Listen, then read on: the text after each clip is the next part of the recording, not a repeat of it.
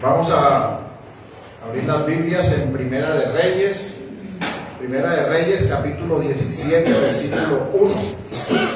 Primera de Reyes capítulo 17, versículo 1. Dice así la palabra del Señor. Entonces Elías Tisbita, que era de los moradores de Galat, dijo a Acab: vive Jehová Dios de Israel, en cuya presencia estoy, que no habrá lluvia ni rocío en estos años, sino por mi palabra. Señor, añada bendición en su palabra. Vamos a orar. Bendito Señor Dios y Padre nuestro, venimos, Señor, a este momento glorioso de escuchar tu palabra, de escuchar lo que tú has preparado para nuestros corazones y nuestras vidas conforme a tu infinita voluntad y majestad. Te pedimos, Señor, que abras nuestros oídos, abras nuestro entendimiento para comprender las verdades que aquí se encuentran. Verdades y tesoros que guardados en nuestro corazón aumentan nuestra fe y nos ayudan en nuestro caminar diario hacia la eternidad. Y a nuestra senda, Señor, que tu Santo Espíritu nos ilumine. Te lo pedimos, Señor, en el nombre de Jesús. Amén. Amén. Pueden sentar.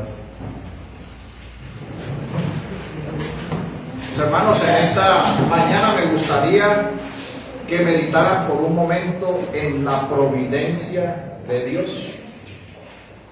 La providencia de Dios es la forma como nuestro Dios, el buen creador de todo, en su infinito poder y sabiduría, sostiene, dirige y gobierna todas las criaturas y cosas, desde lo mayor hasta lo más pequeño.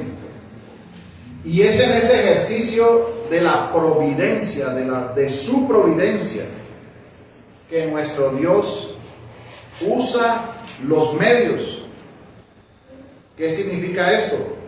Que nuestro Dios usa lo que Él mismo creó, como lo dice la palabra en Isaías capítulo 55, versículo 10. Dice así: porque como desciende de los cielos la lluvia y la nieve, y no vuelve allá, sino que riega la tierra y la hace germinar y producir, y da semilla al que siembra y pan al que come. Nuestro Dios usa los medios. Sin embargo, nuestro Dios, que es soberano y majestuoso, tiene la libertad de obrar sin estos medios, como lo podemos leer nosotros en Lucas capítulo 1, versículo 34. Dice así: entonces María dijo al ángel: ¿cómo será esto? Pues no conozco varón. Respondiendo el ángel le dijo: el Espíritu Santo vendrá sobre ti, y el poder del Altísimo te cubrirá con su sombra, por lo cual también el santo ser que nacerá será llamado Hijo de Dios. No se están usando los medios. Ahora, nuestro Dios en su providencia también está por encima de los medios, como dice la palabra en Romanos 4:19. Romanos 4:19 dice: y no se debilitó en la fe al considerar su cuerpo, que estaba ya como muerto, siendo casi de 100 años, o la esterilidad de la matriz de Sara.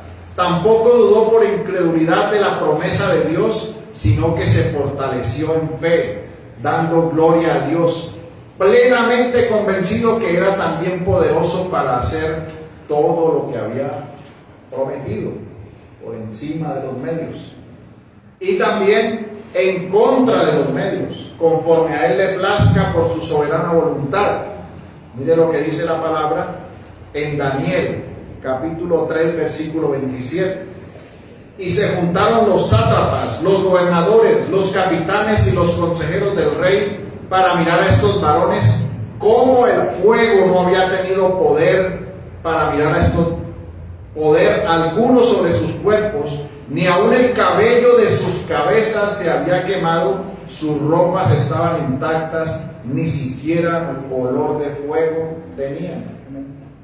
Entonces nuestro Dios en su providencia obra usando los medios sin los medios, encima de los medios y en contra de los medios.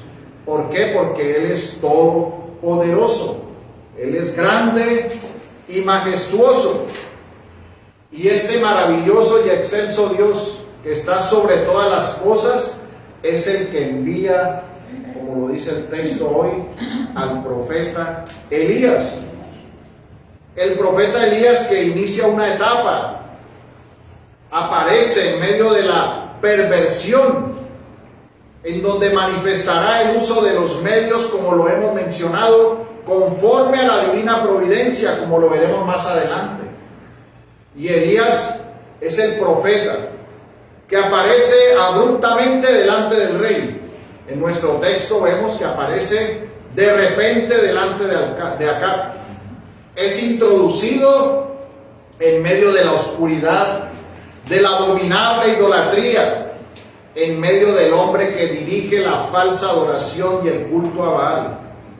Ahí se presenta el profeta Elías, del cual sabemos que su identidad como tal no ha sido revelada, salvo el lugar de donde viene y las acciones que por la gracia de nuestro Dios y con la unción del Espíritu Santo señalará y mostrará para la gloria de Dios. Así que en este mañana estamos viendo la entrada del profeta, señalándole a este oscuro y malvado rey que Dios vive, que Dios gobierna sobre todas las cosas y que es el Dios de Israel, y que el profeta lo dará a conocer. Por eso en esta mañana quiero que me acompañe este primer sermón, porque vamos a tener una serie de sermones sobre el profeta Elías. Este primer sermón que he titulado Habitando en la presencia del Dios vivo. Y lo vamos a ver de la siguiente manera.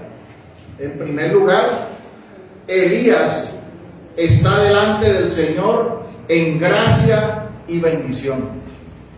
En segundo lugar, Elías está delante del Señor en oración y humildad. En tercer lugar, Elías está delante del Señor en una alta posición privilegiada y de responsabilidad. Y en cuarto lugar, veremos unas aplicaciones prácticas. Vayamos al primer punto. Elías está delante del Señor en gracia y bendición. Mis hermanos, el profeta Elías, como lo señala nuestro texto, y cuyo nombre significa Yahvé es Dios, es el que aparece en una forma abrupta. Aparece de repente en una de las horas más oscuras del reino del norte. Se nos presenta después de que han pasado ya 58 años desde el rompimiento del reino. Recuerden que con Salomón, por el pecado de Salomón, se rompió el reino y se dividió en la tribu del norte y la de Judá. Aquí estamos viendo que él se presenta delante de los reyes o delante del rey del norte. Han pasado desde Jeroboam hasta Acab 58 años. Y en este tiempo la nación de Israel, de estas tribus, se entregaron a todo lo contrario a lo que el Señor había mandado que hicieran. Y todos estos reyes, hasta donde estamos ahora, que es hasta Acab, los preceden las palabras que la Escritura señala de ellos, y es que hicieron lo malo ante los ojos de Jehová. Mis hermanos, en el tiempo de Acab nunca la nación había caído tan bajo. Esta nación, favorecida por tener la presencia de Dios, estaba en un momento demasiado oscuro. Han pasado todos estos años y durante este breve periodo, porque son 58 años, han pasado 7 reyes reinando sobre esas tribus, y todos, sin excepción, hombres malvados. Y en ese momento aparece el profeta Elías delante de este rey Acab, anunciando al único Dios verdadero. el hombre de Dios aparece proclamando que nuestro Dios es un Dios vivo, que es el verdadero Dios de Israel, y que Él, como siervo de Dios y como hombre de Dios, habita bajo su presencia. Y es aquí donde nosotros debemos preguntarnos, entonces, ¿cómo Elías hace para habitar delante de la presencia de Dios? ¿Cómo es que Elías puede decir, vive Jehová, Dios de Israel, y que habita bajo su presencia? Pues en primer lugar tenemos que aclarar que Elías no hay ninguna persona sobrenatural. Elías es un hombre como nosotros, con herencia de pecado. Mire lo que dice la parte A del texto en Santiago capítulo 17. Dice así: Elías, el profeta, era hombre sujeto a pasiones semejantes a las nuestras. Así que él era un hombre como cualquier hombre. Nos lleva al punto la Escritura y nos señala que estaba muerto en sus delitos y pecados. Pero la Escritura nos dice que está apareciendo delante de este rey como el profeta del Señor, diciendo, vive Jehová, Dios de Israel. Ahora, ¿por qué hace esto Elías? ¿Por qué puede decir, vive Jehová, Dios de Israel, en cuya presencia estoy? Esa declaración solo es posible porque él recibió la gracia especial. La Escritura no nos señala cómo fue su llamado, no nos señala cómo nació de nuevo o cómo conoció la gracia, pero sí nosotros estamos viendo un hombre que reconoce y proclama por la gracia de Dios que hay un Dios vivo. Elías aparece como un profeta firme, lleno del Espíritu Santo, parado y establecido en la gracia del Dios vivo. Y eso le debe llevar a usted a preguntarse si usted está bajo la presencia de Dios. Si usted proclama en su vida que Él es el que vive. Porque usted aquí puede ver el coraje del profeta que aparece frente a un rey malvado que adora a Baal.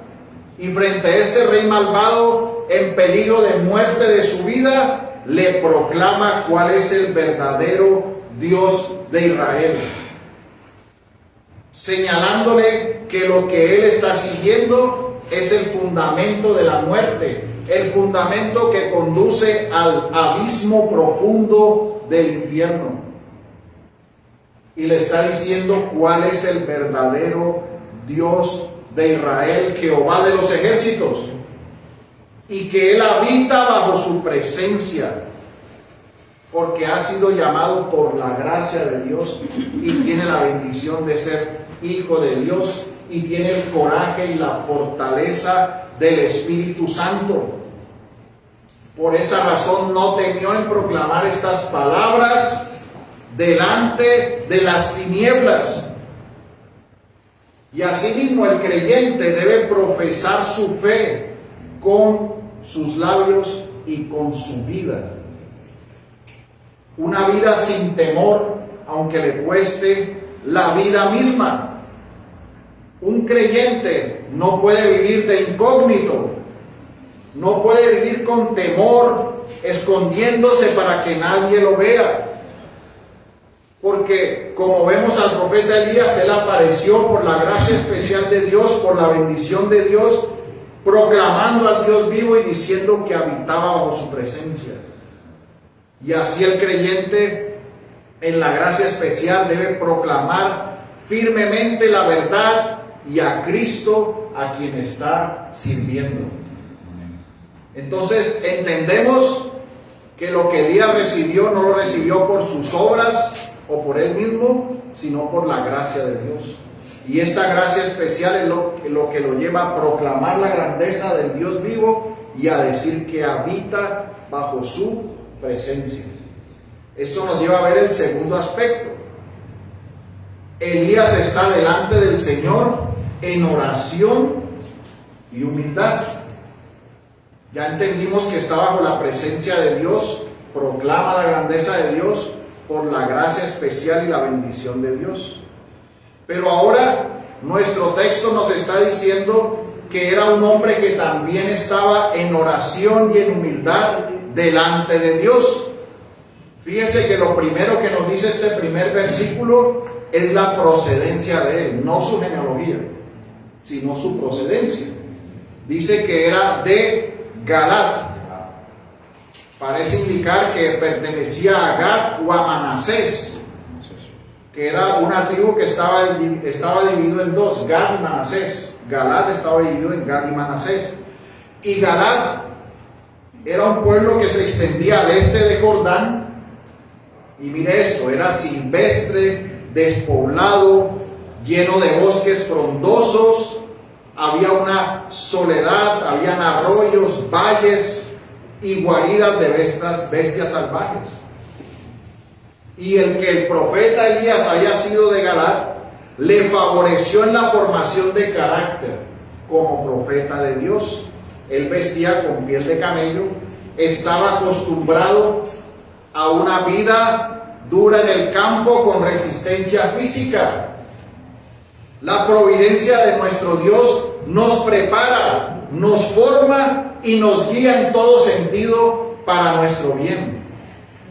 Y es en medio de esa vida cotidiana que tenía que llevar el profeta Elías que conoce al Dios vivo.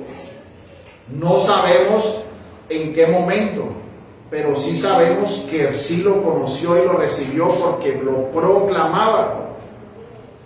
Y en medio de esto nos señala el texto y podemos extraerlo y mirarlo que Elías era un hombre de oración. ¿Cómo sabemos que Elías era un hombre de oración?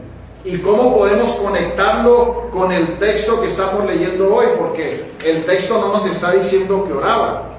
El texto solo nos está diciendo: entonces Elías Tisbita, que era de los moradores de Galat, dijo a Acab: vive Jehová Dios de Israel, en cuya presencia estoy, que no habrá lluvia ni rocío en estos años, sino por mi palabra.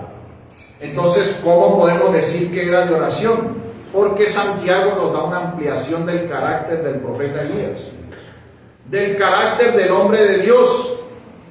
Dice Santiago 5:17: Elías era hombre sujeto a pasiones semejantes a las nuestras, y oró fervientemente para que no lloviese, y no llovió sobre la tierra por 3 años y 6 meses.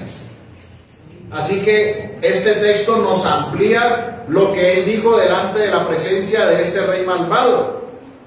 Y note que el texto hace un énfasis en que dice que oraba fervientemente. Aquí no dice que Elías oraba rápidamente, que Elías oraba por cumplir, que Elías oraba mecánicamente o cansadamente como lo último que iba a hacer en el día. No, el texto dice que oraba fervientemente. Y quiero leerle lo que significa fervientemente. Es un entusiasmo, un ardor manifiesto con lo que se hace.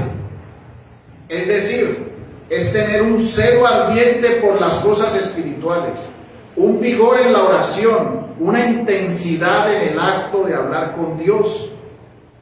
Orar con fervor es orar con pasión, con intensidad. Y el profeta Elías oraba fervientemente, con pasión, con celo y con intensidad.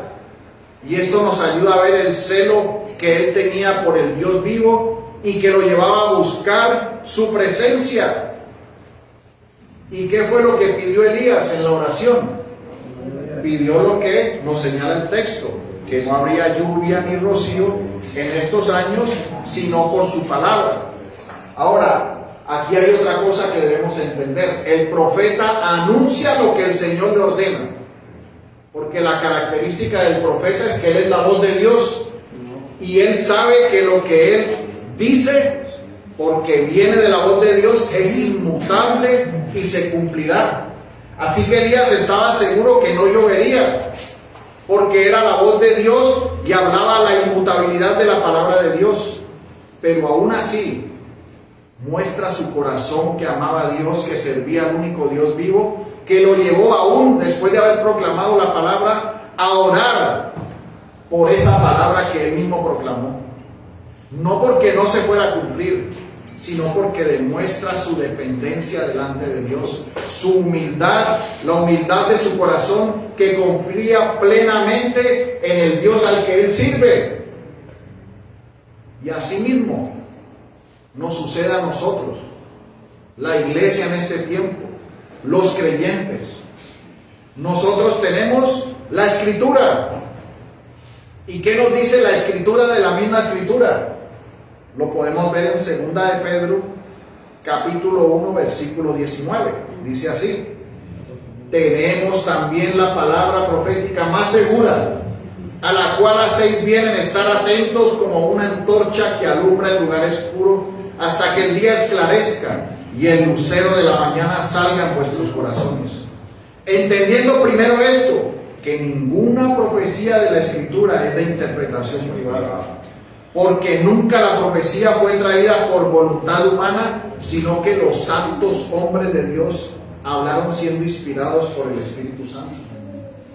Elías es un hombre de Dios, un hombre santo de Dios, que habló la palabra inmutable de Dios inspirado por el Espíritu Santo. Pero aún después de que la dijo y la confesó, oró por lo que el Señor le había ordenado y por lo que el Señor había determinado.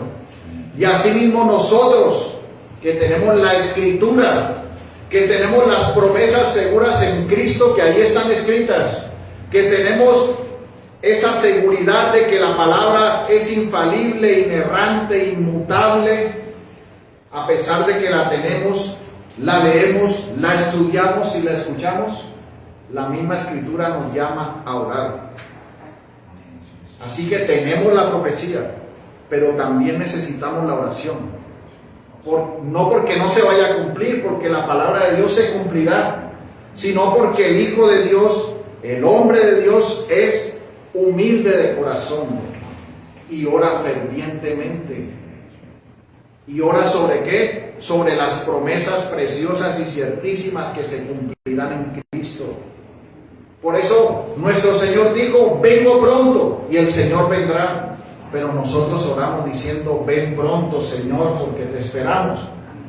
Porque eso muestra nuestro corazón que depende de Dios. Es decir, señala, al igual que vemos en el carácter del profeta y del hombre de Dios, la oración y la humildad del corazón. Los santos del Antiguo Testamento oraban, los del Nuevo Testamento oraban, y la oración sigue siendo proclamada como un mandato de Dios que el creyente debe tener en su corazón. Y debe hacerlo como el hombre de Dios, de una forma ferviente, en comunión permanente con el Dios vivo. Elías anunció la profecía, pero siguió orando fervientemente. Esto nos lleva al tercer punto. Elías está delante del Señor en una alta posición de responsabilidad. Ya hemos visto la gracia especial, la bendición de Dios, la posición de la oración y la humildad del profeta. Ahora vemos que el habitar delante de la presencia de Dios apunta a una posición elevada y de responsabilidad. Porque no solo tenía la gracia especial, sino que era un profeta. Tenía un llamado específico de Dios, fue llamado por el Dios vivo. Y el mayor privilegio que ostenta una persona, el mayor tesoro, es haber sido llamado eficazmente por el Dios vivo. Vivir bajo la presencia de Dios es el mayor privilegio y la posición y la mejor posición que puede tener un alma. Nada más debemos desear más que el estar en la presencia de Dios. Pero Elías comprendía su posición de honor por la obra soberana de Dios y al mismo tiempo su responsabilidad como profeta. y cumplió lo que Dios le mandó a hacer, que era anunciar la voz de Dios, aunque le costara la vida, porque tenía el respaldo divino. Y aquí vemos, como veremos más adelante, del profeta se señala en la Escritura un tiempo de milagros. Es decir, vamos a ver el uso de nuestro Dios por medio del profeta, de sus medios, por encima de ellos, en contra de ellos, usándolos a ellos mismos, certificando la veracidad del mensaje, porque las señales milagrosas autentifican el mensaje del profeta en contra de la falsedad del Dios Baal. Como cuando Moisés se enfrentó a Faraón y a los falsos dioses de Egipto, asimismo Elías se enfrenta a Acab y al falso dios Baal. Ahora, ¿por qué razón las personas le debían creer el mensaje que traía? Por la veracidad del mensaje, que era comprobada por las credenciales y las señales que seguían al mensaje. Los milagros que veremos autentificaban la veracidad del mensaje. Esto señala una posición de preeminencia y de responsabilidad. Mire lo que dice la Escritura en relación a la responsabilidad. En Lucas capítulo 12, versículo 48. Mas el que sin conocerla hizo cosas dignas de azote será azotado poco. Porque a todo aquel a quien se le haya dado mucho, mucho se le demandará. Y al que mucho se le haya confiado, más se le pedirá. Así que la labor y el servicio al Señor lleva una responsabilidad. Ahora, esta responsabilidad es ¿en qué sentido? En la integridad y la vida de obediencia, en el ejercicio de lo que nuestro Dios ordena que debemos hacer. El profeta va a estar en un tiempo de milagros, pero exalta a Dios y su gloria por medio de su oficio, porque el objeto de su oficio es la gloria de Dios, es hacer como hizo su entrada. Vive Jehová, Dios de Israel, en cuya presencia estoy. Él proclama primeramente la grandeza de Dios y está señalando la grandeza del Dios vivo, que va acompañado de la certificación o de la palabra inmutable y segura de que no lloverá, ejerciendo una acción de batalla espiritual en contra de Baal. Porque una de las características del dios Baal era que los que creían en ese falso dios le acreditaban el que hubiera lluvia y el que hubiera cosechas. Era como el dios del clima. Y si usted ve el paralelo, cuando aparece Elías, lo primero que proclama es en contra de ese Dios, diciéndole que hay un Dios vivo y ese Dios vivo es el que gobierna soberanamente todas las cosas, no el falso ídolo de Baal. En un paralelo semejante a lo que pasó con Moisés. Moisés aparece con unas señales y milagros que muestran el uso de la providencia de Dios hasta por encima de los medios, en contra de los medios, certificando al hombre de Dios, enfrentando a esos dioses falsos. Y Elías aparece en medio de la oscuridad que ostenta el pueblo de Israel después de 58 años, que tienen al dios Baal como su dios, abandonando la verdad del Dios vivo, y él aparece proclamando la grandeza de Dios y en contra de la oscuridad de esos dioses falsos.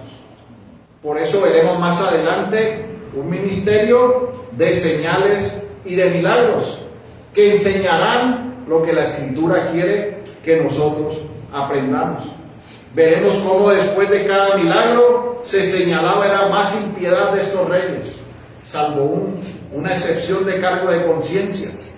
Pero lo que debemos resaltar hoy es la labor del profeta, que proclamaba la palabra de Dios, la verdad, mostraba la grandeza de Dios, porque estaba en la gracia especial y lleno del Espíritu Santo. Anunciaba el camino del Señor, como lo hizo el último profeta del Antiguo Testamento. Mire lo que dice la Escritura en Lucas 1:17. E irá delante de él, hablando de Juan el Bautista, e irá delante de él con el espíritu y el poder de Elías, para hacer volver los corazones de los padres a los hijos, de los rebeldes a la prudencia, de los justos, para preparar al Señor un pueblo bien dispuesto. Ahora, ¿cuál era el espíritu y el poder de Elías? No era uno de Elías, era el Espíritu Santo y el poder del Dios vivo, por la gracia especial que Elías recibió como hombre de Dios. Simplemente la Escritura retrata que Juan el Bautista sería un hombre de Dios como Elías es un hombre de Dios. Y la característica del hombre de Dios es que recibe la gracia especial, tiene la bendición de Dios, ora, es humilde, comprende la gran responsabilidad que tiene para vivir en obediencia y santidad, y comprende la grandeza del Dios al que sirve para proclamar su palabra. Y esa es la labor que nosotros vemos en Elías. Vemos también en Elías que, al igual que Melquisedec, no se menciona su genealogía, solo se sabe de dónde era, al igual que Melquisedec. Y Melquisedec era un tipo de Cristo, y el profeta Elías es un tipo de la labor profética de nuestro Señor Jesucristo, del Evangelio vivo, quien en el nuevo pacto, en el cumplimiento de su encarnación, predicaría la verdad a la oscuridad del mundo, iniciando primeramente a la oscuridad de los judíos en su posición religiosa, y posteriormente el Evangelio de Cristo es anunciado a los gentiles, siendo ahora, como lo vemos, la iglesia del Señor, porque sabemos que nuestro Señor Jesucristo es sacerdote, rey y profeta. Está sentado en el trono y reina para siempre. Elías, un hombre sujeto a pasiones, obedeció en medio de su pecado y de su debilidad. Asumió la responsabilidad que le fue dada. Nosotros, su iglesia, su pueblo, no somos profetas como Elías, pero tenemos el privilegio de haber sido llamados hijos de Dios por la obra de Cristo. Por lo tanto, somos responsables de mostrar una vida práctica de obediencia. Es muy fácil decir que yo soy de Cristo, pero vivir como Cristo es otro asunto, mis hermanos. Así que yo los animo a que ustedes, así como Elías obedeció y vivió como un hombre de Dios, así mismo, si nosotros decimos que somos de Cristo, quiere decir que anunciamos al Dios vivo y que estamos bajo su presencia. Y si lo estamos haciendo, al igual que Él, debemos vivirlo, mostrarlo y señalarlo para su gloria. Esto nos lleva al cuarto punto, las aplicaciones prácticas. Ya hemos visto al hombre de Dios en su gracia especial, en la bendición, la oración, la humildad, el privilegio y la responsabilidad de habitar delante de la presencia de Dios. Y esto nos lleva a dos aplicaciones prácticas. La primera es que como creyentes profesantes debemos comprender y dar muchas gracias a nuestro Dios de que hemos sido llamados en una gracia especial y de que ahora somos testimonio vivo de nuestro Dios. Somos testimonio vivo de las palabras que se anuncian en nuestro texto. Vive Jehová, Dios de Israel. Porque somos hijos de Dios, nacidos de nuevo en Cristo. Sabemos que hay un único Dios verdadero al cual servimos y que habitamos bajo su presencia, y que por eso debemos guiar nuestras vidas en agradecimiento a la gracia especial y a la salvación en Cristo, entendiendo que Él es nuestra bendición y que teniéndolo a Él tenemos todo. Como dice el apóstol Pablo en Gálatas, capítulo 2, versículo 20. Con Cristo estoy juntamente crucificado, y ya no vivo yo, mas vive Cristo en mí. Y lo que ahora vivo en la carne, lo vivo en la fe del Hijo de Dios, el cual me amó y se entregó a sí mismo por mí. Fuimos comprados a precio de sangre. Recibimos un llamado eficaz. Tenemos la responsabilidad de vivir en santidad. de vivir dando gracias por el privilegio y la posición que tenemos de ser hechos hijos de Dios, vivir en la lectura de la palabra, en la oración ferviente, no en el afán por cumplir, no en el afán y en los afanes y la ansiedad de este mundo, sino fervientemente con un celo santo, orando sobre las promesas que hemos recibido, la palabra inmutable de nuestro Dios. Si somos hijos de Dios, obremos como hijos de Dios. Hoy, la vida del profeta y sus palabras nos recuerdan nuestro llamamiento santo, bajo la presencia de quien vivimos, las promesas ciertísimas de nuestro Dios y la obediencia que le debemos para su gloria. Y en segundo lugar, o segunda aplicación práctica, nuestro texto de hoy nos señala que Elías aparece de repente en la corte de un rey malvado, exponiendo la verdad del único Dios verdadero en medio de la oscuridad y la abominación, anunciando el juicio por la transgresión a la ley. Como profeta lleva la verdad y sentencia la falsedad de Baal, de este dios pagano de la lluvia, y el profeta señala y proclama al Dios vivo y verdadero. Lo hace en medio de una decadencia espiritual del pueblo, una nación que tuvo un esplendor y una obediencia al Dios vivo, que tenía consagrada la adoración únicamente al verdadero Dios, pero que cayó en la oscuridad. Pero en medio de esa oscuridad le llega la luz de la verdad por el oficio del hombre de Dios. Encuentran la luz que alumbra en medio de la oscuridad. Y así nosotros, la iglesia del Señor, estamos en guerra. Estamos en un mundo bajo oscuridad. Este mundo adora a los ídolos. La vida que señala como la mejor vida ahora es una vida contraria a la voluntad de Dios. Lo llenan de información y de deseos vanos para que usted adore ídolos, para que usted se entregue a los deseos de su carne, a los deseos de sus ojos y a la vanagloria de la vida. Pero en medio de esta oscuridad brilla la luz de Cristo y del Evangelio. Y la palabra dice que nosotros, como los hijos de Dios, somos la luz del mundo y la sal de la tierra. Tenemos el sello de la verdad escrito en nuestros corazones y por lo tanto debemos proclamar la grandeza del Evangelio de Cristo sin temor alguno.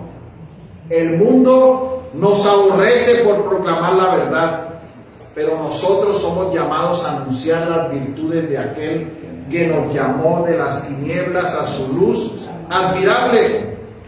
Por eso entendamos que nosotros también estamos parados frente a una corte de un rey malvado. Como dijo el apóstol Pablo en Efesios 6:12, porque no tenemos lucha contra carne y sangre, sino contra principados, contra potestades, contra los gobernantes de las tinieblas de este siglo, contra huestes espirituales de maldad en las regiones celestes. Somos una iglesia militante, pero con una promesa de que somos la iglesia triunfante en Cristo. Pero como iglesia militante estamos en una guerra, en una batalla, en la cual las puertas del Hades no prevalecen contra la iglesia del Señor, porque el Señor edifica su iglesia. Por lo tanto, la iglesia del Señor marcha en la batalla, confiando y esperando la promesa bienaventurada del triunfo en Cristo nuestro Señor. Por lo tanto, hay que tener ánimo, iglesia.